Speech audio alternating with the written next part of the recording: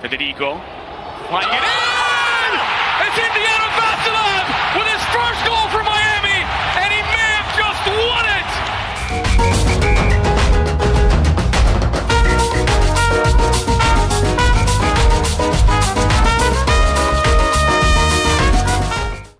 Hey, what's up everybody, and welcome back to Miami Total Football. We're at Drive Pink Stadium, where Inter Miami has just climbed out of the basement in the MLS's Eastern Conference with a 2-1 win over Nashville SC, and it was a very dramatic victory for the South Florida side. It gets a game winner from fairly newcomer and substitute Indiana Vasily in the 95th minute, a last gasp header off a gorgeous cross from Federico Higuain, and that's enough to give Inter Miami a come-from-behind victory to extend its unbeaten run to 4 games. Inter Miami has now moved up from 14th place into 12th in the East as a result, and it got its first ever victory over its 2020 expansion brother and scored its first goal against its 2020 expansion brother in this game at Drive Pink Stadium. And the mood afterwards, as you could expect, was one of elation because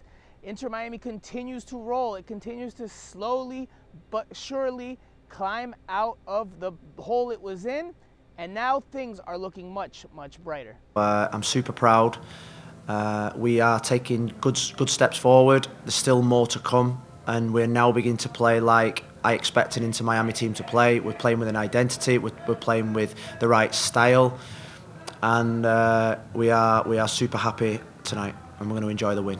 Now we're going to touch on Vasily a little bit more in a bit, but first let's talk about the designated players for Inter Miami, because this comeback, this third straight match in which Inter Miami fell behind but came back into it and found a way to get a result.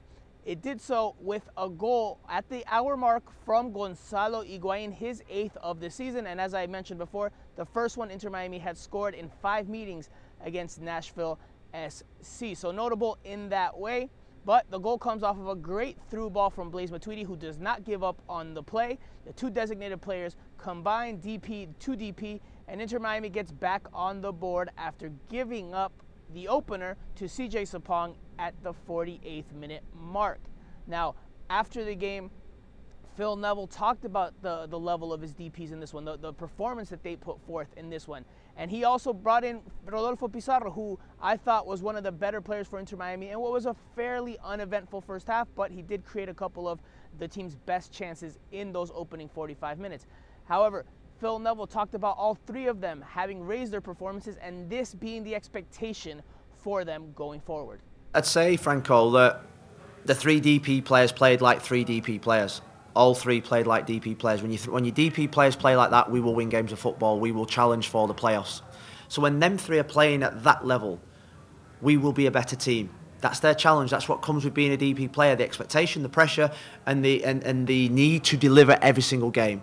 Now, quickly, just to add on Gonzalo Higuain's performance, I thought in the first 45 minutes, he, like much of the rest of the team, was pretty subpar. Again, not a whole lot from Inter Miami in those first 45 minutes from the run of play, at least in the attack. Not a whole lot. But in the second half, especially after his goal, he looked as engaged as he has ever been in an Inter Miami jersey, even dating back to last year when he signed in the fall. He looked like a completely different player than what we've seen for the most part. He was tracking down defenders, looking to win the ball, running all over the place, and showing the energy and effort that has largely been missing and that he's been criticized for since his arrival. So this was a great step in the right direction for Gonzalo Higuain. The goal certainly seemed to motivate him and give him confidence that the game was still there to be had, and he felt like he was making a difference. So you saw a completely different Gonzalo Higuain, and it left Phil Neville gushing after the game. Phil Neville had a lot of good things to say about Gonzalo Higuain, but also noted that this has to be the way he plays going forward. What I think about Gonzalo in the second half is that if he plays at that level, if he makes tackles, if he runs around, if he plays with that quality, the whole team, staff, supporters are inspired. And he's inspired. So that's his level. That's his level, and that's how good he is. He's world class. Now switching gears to Indiana Vasily. he also showed a lot of good things after coming off the bench in this one. Not only does he score, obviously, that dramatic game-winning goal in the 95th minute, 30 seconds before the full-time whistle was set to be blown. And mind you, off of a leaping, rising header, he looked like a salmon out of fish, just the way he rose up to find that, again, gorgeous, delightful pinpoint cross from Federico Higuain. But he also showed a lot of energy and a lot of willingness to try to make things happen with the ball at his feet, even without the ball at his feet. Made a lot of good runs when he didn't have the ball.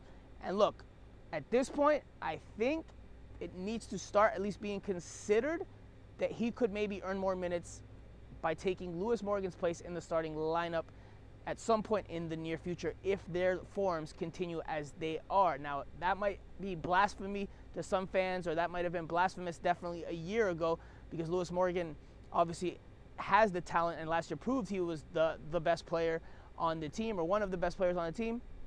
But this year his form isn't there. Teams are double teaming him, opposing teams are double teaming him. He's also been a bit off and has not really found his momentum or found his form. He has struggled to make an impact on a regular basis. This one, again, he was by and large not that great until he was moved out to the wingback position. Then he got a little bit more involved, and that helped free him up a bit.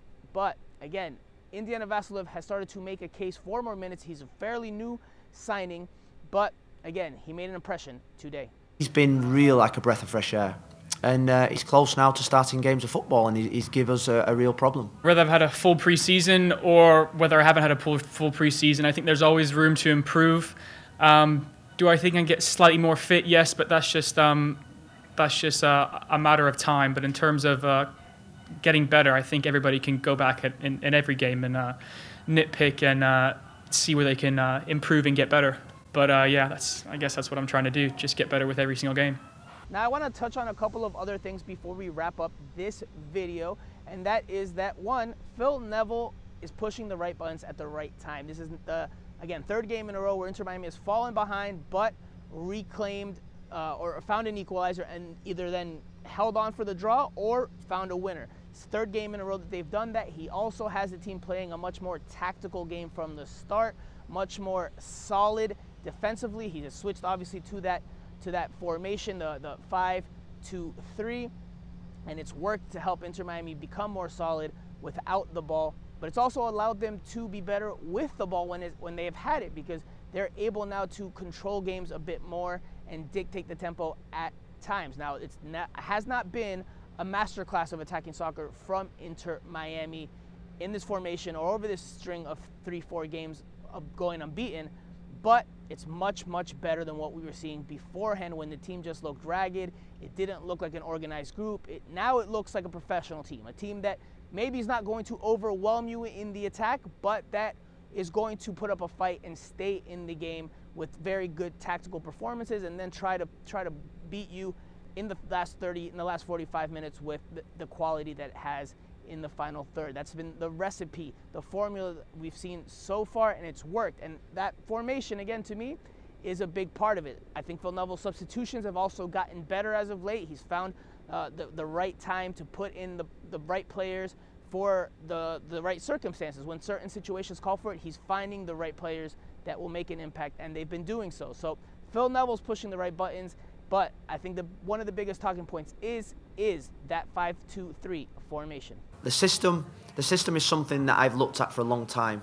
Even before I played it in the last job I had, it was something that I'd been looking at, and I think we've got good players to play in that system. What you need outside centre-backs that are really comfortable on the ball, and with McCoon and with Leandro or Kelvin in the last game, we've got players that are comfortable on the ball. It's give us control in games. But that about does it for now. What did you think of Inter Miami's come-from-behind dramatic 2-1 victory over Nashville SC at long last? Are you still buzzing? Are you still in ecstasy after the way that one ended here at Drive Pink Stadium? Let me know in the comment section below. Also, please let me know what you thought of the performances of the DP players, all three of them, Pizarro, Matuidi, and Higuain. Do you think this is the bar that they have to hit on a more consistent basis? Are you confident that they can do that, or are you still a bit skeptical? Again, let me know in the comment section below. Also, let me know what you thought of Indiana Vassilev in this one. Do you think he's possibly making a case to start? Would you start him in some of the upcoming games, given Lewis Morgan's struggles as well? Again, let me know in the comment section below. We'll be back again this week to preview the upcoming game against New York City FC. So make sure you stay locked in here. I am Franco Panizo. This is Miami Total Football. Please don't forget to like, comment, share, and subscribe. And we'll see you back here very, very soon.